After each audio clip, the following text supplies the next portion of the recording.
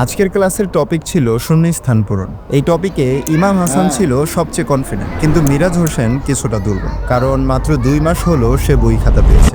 ওদের বাইরেও আজ আরো অনেককেই ভালো পারফরমেন্স করতে দেখা গেছে, পড়ালেখার দিক থেকেও আবার দুষ্টামির দিক থেকেও।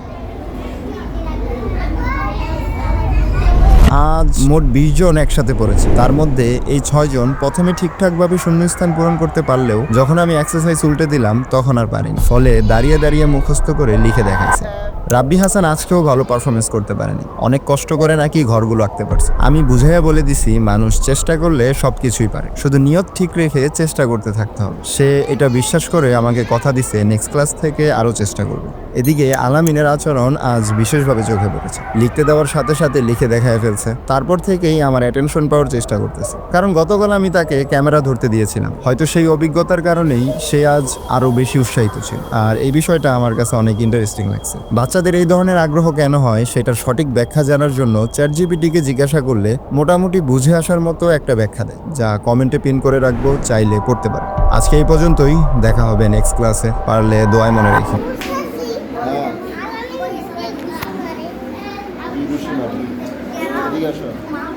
আমি তো দেখলাম তুমি দুষি মারছো, দেখলাম তুমি দুষি মারছো।